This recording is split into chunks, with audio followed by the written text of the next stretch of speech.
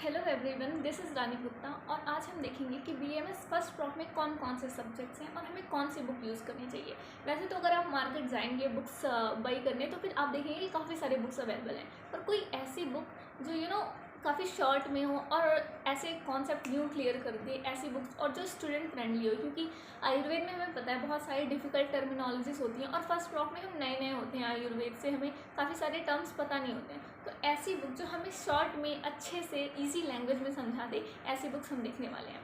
तो यहाँ पे आपको सारी बुक्स, मैं इतनी सारी बुक्स कलेक्ट करके लाई हूँ आप सबके लिए, कि आपको पता चले, ताकि आप अपने हिसाब से इस बुक को, मतलब कि सारी बुकें हैं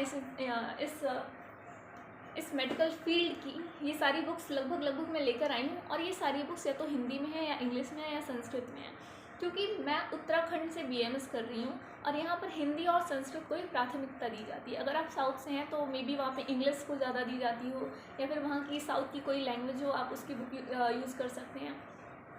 अगर आप महाराष्ट्र साइड से, वहाँ पे मराठी में बुक्स होंगी, गुजरात में तो गुजराती में बुक्स होंगी। तो मैं यहाँ पे आपको मेनली हिंदी की बुक्स दिखाऊंगी और इंग्लिश की बुक्स दिखाऊंगी। तो हमारे फर्स्ट प्रॉप में 5 सब्जेक्ट्स हैं। ये पांचों सब्जेक्ट्स हैं। पहले तो हमारा आप जब यहाँ पे आएंगे बीएमएस में, तो आपकी एक्सपेक्टेशंस होंगी कि ऐसे एमबीबीएस की तरफ यहाँ पे 3 सब्जेक्ट्स होने चाहिए फर्स्ट प्रॉप में। एनाटमी होनी चाहिए, फिजियोलॉजी होनी चाहिए और बायोकेमिस्ट्री होनी चाहिए, पर यहाँ पे और भी काफ़ी सारे सब्जेक्ट्स हैं। तो पहला तो है हमारा फिजियोलॉजी। फिजियोलॉजी में हमें मॉडर्न भी पढ़ना है और आयुर्वेद का पार्ट भी पढ़ना है। तो फिजियोलॉजी में हमें 2 बुक्स चाहिए होंगी, एक मॉडर्न जो हमारा क्लियर करे। मॉडर्न के लिए आप सेमुलिंगम की बुक ले सकते हैं, और अगर आपको अगर आपको कोई और ऐसी बुक मिल रही है जो कि है ऐसी अच्छी है सेमुलिंगम के लेवल की, तो आप उसे भी ले सकते हैं। तो फिर आप अगर मॉडर्न की ऐसे आप बुक डालेंगे, काफ़ी सारे उनके रिव्यूज़ भी आप देख सकते हैं। तो मॉडर्न में तो अभी यहाँ पे सारे कॉलेजेस में जो चल रही है सेमुलिंगम चल रही है, और ये बेस्ट बुक है बीएमएस में मॉडर्न पढ़ने के लिए।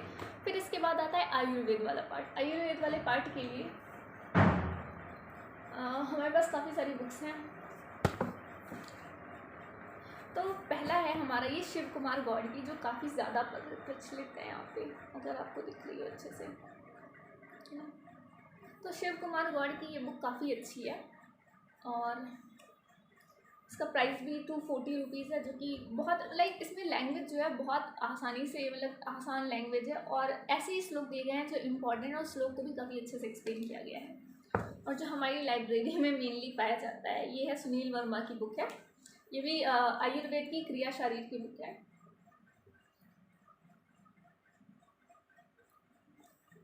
ये भी काफ़ी अच्छी बुक है, पर हम इसे इतना यूज़ नहीं करते। और सबसे मुझे जो बेस्ट बुक लगती है, जिसे मैं खुद भी पर्सनली यूज़ करती हूँ, ये कृष्ण कुमार मिश्रा की है। ये भी काफ़ी अच्छी बुक है। और इसमें से जो मुझे सबसे अच्छी बुक लगती है वो यही शिव कुमार गौड़ की है। इसे हमारे टीचर्स ने भी काफ़ी बोला था, पर मैंने पहले ये ले लिया था, तो इसलिए अभी मैं इससे पढ़ रही हूँ। और ये सारी बुक्स तो मैंने अपने फ्रेंड से कलेक्ट किया, ताकि मैं आपको बता सकूँ कौन कौन सी बुक्स अवेलेबल हैं और ज़्यादा प्रचलित हैं।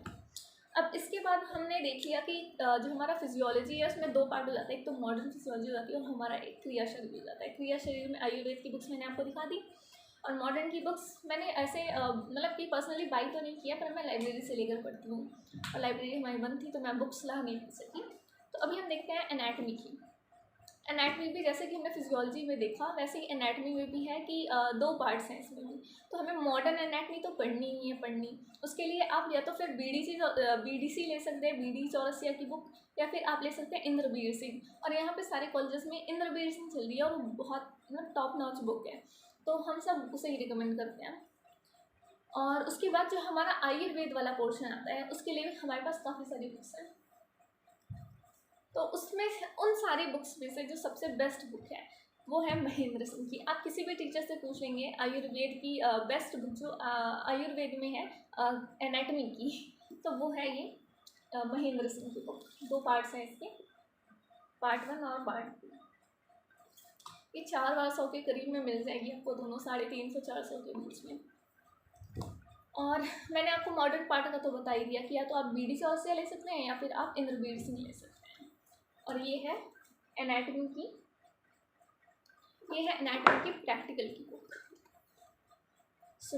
ये सुमिता वक्कर की है। ये भी काफ़ी मैंडेटरी है, ये बुक आपको लेनी ही लेनी पड़ती है। इसके बाद हम चलते हैं थर्ड अपने सब्जेक्ट पर, संहिता अध्ययन। संहिता अध्ययन में हमें फर्स्ट प्रॉफ में 2 सब्जेक्ट्स हैं हमारे, मतलब संहिता अध्ययन के अंदर भी 2 बुक्स हैं, मतलब 2 सब्जेक्ट्स हैं, एक तरह से कह सकते हैं कि एक है हमारा अष्टांग हृदय की जो वाग्भट के द्वारा लिखी गई थी, और एक है हमारी चरक संहिता जो कि अग्निवेश के द्वारा लिखी गई थी। अब ये दोनों बुक्स हमें पढ़नी होती हैं। तो अष्टांग हृदय में हमें फर्स्ट के सूत्र स्थान में 30 चैप्टर्स हैं अष्टांग हृदय के, उसमें से हमें 15 पढ़ने होते हैं फर्स्ट प्रॉफ पे। और उसी तरह चरक संहिता में सूत्र स्थान में 30 चैप्टर्स हैं और उसमें से हमें 12 पढ़ने होते हैं। मैं पहले आपको अष्टांग हृदय की दिखा देती हूँ। हमारे पास यहाँ पे 2 बुक्स हैं अष्टांग हृदय की। एक है ब्रह्मानंद त्रिपाठी की, ये इतनी अच्छी बुक है मैं बता नहीं सकती, like it is one of the best book available out there. Brahmanand Tripathi की एक है ये, और ये दूसरी है शैलजा श्रीवास्तव की। दोनों बुक्स अपने आप में बहुत अच्छी हैं, और भी काफ़ी सारी बुक्स अवेलेबल हैं, पर हमारे यहाँ पे ये दोनों बुक्स बहुत अच्छे हैं। लाइक सारे बच्चे ये इन्हीं दोनों बुक्स में से किसी को प्रेफर करते हैं, और ये बहुत ज़्यादा चलती हैं बुक्स। इनकी लैंग्वेज आसान है, समझाने का तरीका भी अच्छा है, तो आप इन दोनों में से कोई भी रिकमेंड कर सकते हैं। मैंने ये वाली ख़रीदी हुई है शैलजा श्रीवास्तव की, और काफ़ी सारे बच्चों ने जिन्होंने बाद में लिया उन्होंने ब्रह्मानंद त्रिपाठी का लिया।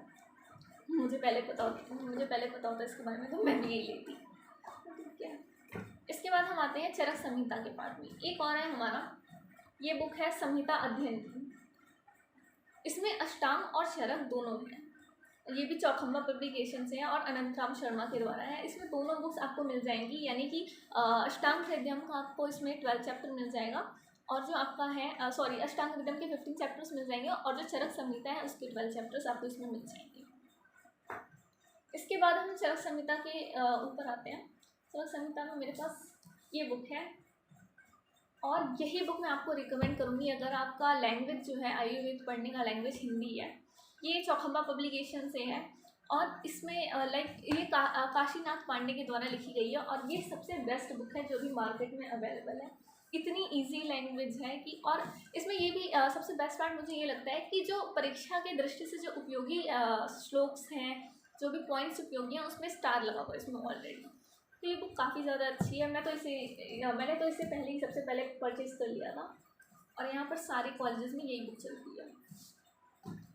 तो अब आ जाते हैं हम अपने 4th सब्जेक्ट के ऊपर, पदार्थ विज्ञान। अब हमारे इसमें जो है BAMS में MBBS की तरह बायोकेमिस्ट्री नहीं होती है, पर यहाँ पे पदार्थ विज्ञान है। उसके लिए यहाँ पे 2 बुक्स हमारे पास अवेलेबल हैं। पहले 2 book, this one is best. ये है प्रबोध हीरावर, हाँ शायद प्रबोध हीरावर, इनका नाम भी बहुत अजीब सा है। तो ये प्रबोध हीरावर की सबसे बेस्ट बुक है। ये मैंने लेकर, ये नहीं बोलूँगी कि मैंने गलती कर दी, पर ये बुक मुझे थोड़ी कम पसंद आई, क्योंकि इसमें जो कंटेंट है वो काफ़ी लंबा करके दिया है, और इसका जो लैंग्वेज है उतना ईजी भी नहीं है। तो ताराचंद शर्मा के हमारे टीचर्स बोलते थे ले लो, फिर मैंने सबसे पहले इसे मंगा ली थी। और इसमें इसके लास्ट पार्ट में थोड़ा बहुत आयुर्वेद इतिहास भी दिया है। आयुर्वेद इतिहास आपके संस्कृत के पेपर के साथ होता है, यानी कि आपका जो सब्जेक्ट है संस्कृत 5वां सब्जेक्ट है, उसमें आयुर्वेद इतिहास आता है। पर इस पदार्थ के बुक में पीछे थोड़ा सा मतलब पूरा ही आपका जो सिलेबस है वो पदार्थ विज्ञान का कवर किया गया है। तो ये बुक है ताराचंद शर्मा की, और इसमें आयुर्वेद इतिहास की है। पर मैं इसे ज़्यादा रिकमेंड नहीं करूँगी, अगर आप लेना चाहते हो तो ले सकते हो, पर अगर आपको शॉर्ट में, क्रस्ट में और बहुत इजी लैंग्वेज में चीज़ों को समझना है तो ये प्रबोध जी की, हीरावर प्रबोध जी की ये जो बुक है काफ़ी अच्छी है। इसमें भी दिया गया है, इसमें ऐसा मतलब दिया गया है आपको चीज़ें ज़्यादा वो करने की ज़रूरत नहीं पड़ेगी, नोट्स वगैरह बनाने की ज़रूरत नहीं पड़ेगी। ये बुक अपने आप में काफ़ी सफिशिएंट है, आप सीधे इसी में नोट्स वगैरह बना कर कर सकते हैं। अब हम आते हैं अपने 5वें सब्जेक्ट के ऊपर है, जो है हमारा संस्कृत। इसमें भी काफ़ी सारे सब्जेक्ट्स का मिश्रण है ये संस्कृत, क्योंकि इसके 2 पेपर्स होते हैं। तो हमारा पहला है तो संस्कृत, तो ये है ही कि एक मेन संस्कृत है। इसमें हम एक तो लघु सिद्धांत कौमुदी की एक ब्लू वाली बुक है, मुझे उनके राइटर नहीं याद आ रहे हैं, मैं यहाँ पे फोटोज़ की लगा दूँगी। और एक ये है गौतमी प्रसाद शास्त्री की ये बुक। कुछ बच्चे इसे भी करते हैं, लाइक बई करते हैं, पर ये भी ठीक ठाक ही बुक है। पर वो जो है हमारी लघु सिद्धांत कौमुदी जो हमारी लाइब्रेरी में अवेलेबल थी वो बेस्ट बुक है। उसकी मैं यहाँ पे पिक्चर लगा दूँगी, आप उसे ही बई करिएगा, या फिर आप ये भी ले सकते हैं संस्कृत की बुक। ये भी यहाँ पे बेस्ट बुक है, ये गोविंदाचार्य के द्वारा लिखी गई है। अगर आप उसे लेना चाहते हैं तो ले सकते हैं, वरना ये भी काफ़ी अच्छा ऑप्शन रहेगा। अब इसके बाद हमारा संस्कृत में पंचतंत्र भी आता है। पंचतंत्र के लिए आप कोई भी बुक ले सकते हैं मार्केट में, क्योंकि पंचतंत्र में क्या है, श्लोक है उसका, बस वो मतलब तुम्हें मतलब समझना है और उसका मतलब भी नहीं आता है यहाँ तक कि बस श्लोक वगैरह थोड़े बहुत आते हैं, वो आप कर लोगे। तो पंचतंत्र के लिए आप कोई भी बुक ले सकते हो जो मार्केट में अवेलेबल हो और आपको अच्छी लगे, ऑब्वियसली आपको जिसकी लैंग्वेज अच्छी लगे। उसके बाद आयुर्वेद इतिहास के लिए तो मैंने तो बताया कि ये वाली जो हमारी बुक थी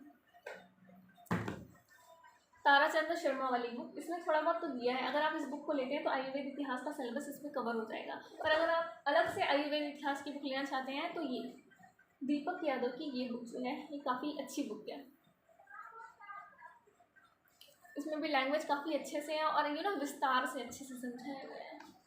उसके बाद हमारा संस्कृत में एक और सब्जेक्ट आता है, एक मिनी सा सब्जेक्ट, वैदिकीय सुभाषित साहित्य, जिसमें कि डॉक्टर्स का आचरण वगैरह कैसा होना चाहिए ये सब बताया। डॉक्टर्स के लिए ज्ञान संबंधी बातें बताई गई हैं, उसके लिए ये बुक काफ़ी अच्छी है।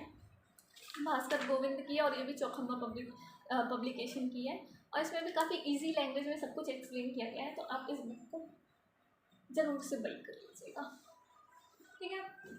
तो ये थे हमारे 5 सब्जेक्ट्स, मतलब एक तरह से 5 मेन सब्जेक्ट्स हैं, पर आपने देखा कि इनके अंदर भी काफ़ी सारे सब्जेक्ट्स हैं और ये सारी बुक्स थी जो आपको लेनी चाहिए। मतलब आप इसके अलावा भी बुक्स ले सकते हैं, पर अभी जो बेस्ट चल रही हैं वो ये बुक्स हैं। तो आपको इसमें से जो भी अच्छा लगे आप वो ले सकते हैं और पढ़ाई स्टार्ट कर दीजिए। मिलते हैं नेक्स्ट वीडियो में, बाय बाय।